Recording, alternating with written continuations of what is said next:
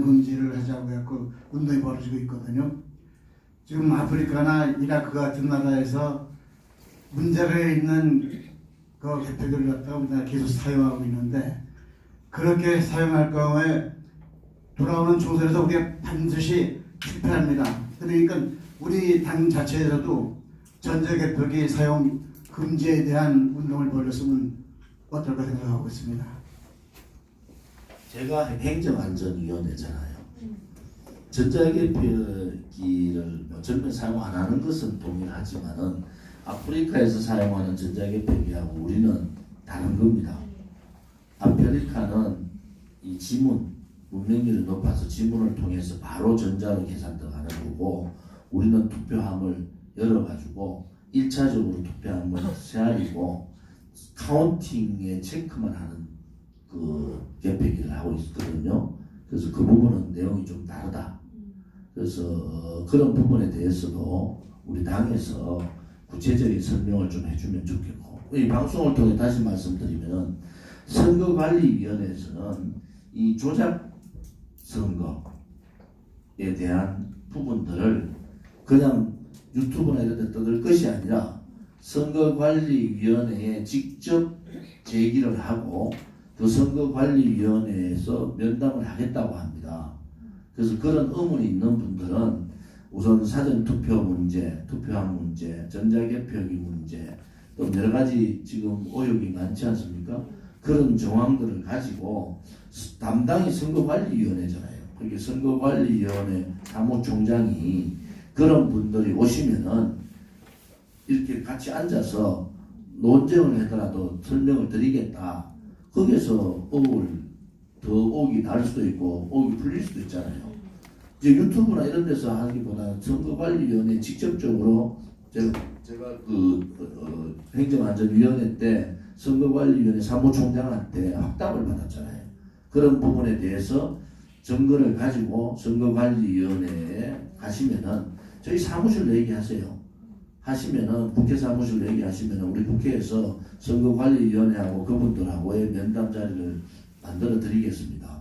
또 충분하게 제가 상임위원회에서도 부분에 다 따졌는 부분이라서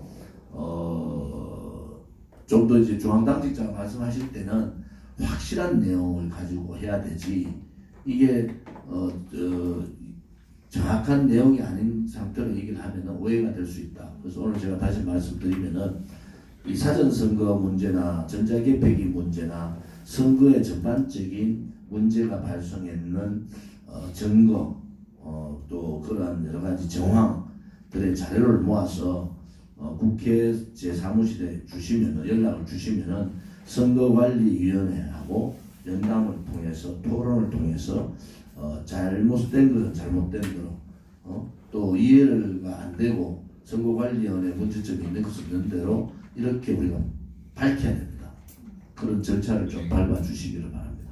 예, 근데 그 부분에 대해서 조금 이어서 말씀드리자면, 저 같은 경우에는 지방에서 직접 제가 투표 경험을 했거든요. 투표를 안 해왔던 사람인데 요번 사건 때문에 투표를 했는데, 저희는 이제 면단이었거든요. 면단위에 가서 투표를 하는데 투표 용지가 다른 거예요. 제가 투표용 한 것과 그 중앙선관위에서 공인된 이제 투표 용지와는 다른 거예요. 그런 거는 증거가 안 되잖아요.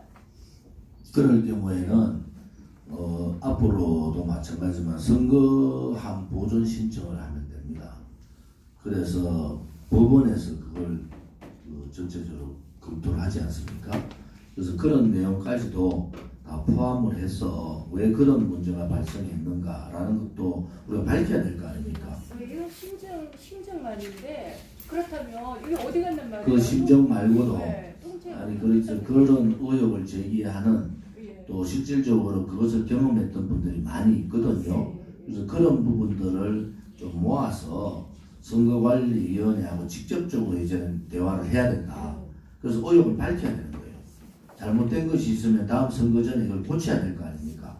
그래서 내용을 많이 갖고 계시고 선거관리위원회에서 하고 싶은 분이 계시면은 저희 사무실에서 선거관리위원회하고 뭐 여러 한 수십 군데가 뭐 그날마다 할 수는 없고 모아서 거기에 대표되는 분들이 이 부정선거 의혹에 대한 부분을 선거관리위원회가 토론할 수 있는 그런 장을 마련하겠다 이렇게 말씀을 드리겠습니다. 또 다른 분들 조금 그 박근혜 대통령의 지금 석방 부분에 대해서 형집행정지 신청을 했고 그것이 유영아 변호사의 뭐 개인 입장이다 뭐 이렇게 얘기들도 많이 있는데 중요한 것은 박근혜 대통령이 대단히 아프다는 겁니다. 중요한 것은 그 뒤에 나오는 얘기들은 지금 견딜 수 없을 만큼의 고통이 있다. 박근혜 대통령 심정은 그런 거 아닙니까? 뭐 내가 대통령까지 지내신 분인데 내가 어디가 아프다고 내가 어떻다 나를 이렇게 해서 석방해달라 그런 말씀을 하시는 분이 아니잖아요. 그런데 담당 변호사가 봤을 때는 이제 한계에 다다랐다는 얘기예요. 그것이 중요한 겁니다. 그것이 중요한 거예요. 유영아 변호사가 박근혜 대통령의 동의를 얻고 형집행정지에 신청을 했다 안 했다가 중요한 문제가 아닙니다. 이거는 제가 일주일에 매일 대통령께 편지를 쓰고 있잖아요. 그것은 무엇을 의미하느냐? 대통령의 건강의 전반적인 상황을 제가 많이 알고 있어요. 견딜 수 없는 아픔이 지금 있는 건데 그거를 가지고 이렇다 저렇다 그의 얘기를 하는 것은 그것은 많지 않습니다. 그것은 지금 그런 말씀하시는 분들이 좌파들이 얘기하는 거나 자유한국당에 탄핵 찬성했던 배신자들이 얘기하는 거하고 똑같은 얘기 결론은 되는 거 아니겠습니까? 그래서 박근혜 대통령의 지금 병세가 견딜 수 없을 정도로 상황이 왔다. 이것이 대단히 중요한 문제입니다. 그 이후의 상황을 여러분들이 생각을 해보세요. 지금 대통령께서 그러한 고통을 빨리 치료하지 않으면 지금 오늘 문희상 의장이 얘기했잖아요. 말도 안 되는 얘기를 하고 있잖아요. 결론은 뭡니까? 결론은 같은 결론이 나는 그런 얘기 하시는 분들하고 그러니까 대한애국당의 그 당원 동지들이나 애국 국민들은 자 박근혜 대통령이 지금 치료를 받아야 되느냐 받지 말아야 되느냐 이것이 중요한 문제예요. 박근혜 대통령께서 지금 고통을 참을 수 있느냐 없느냐 병이 굉장히 심하다 이것이 중요한 문제입니다. 그래서 이런 부분에 대해서 잘 이해를 해주시기를 부탁을 드립니다. 비공개로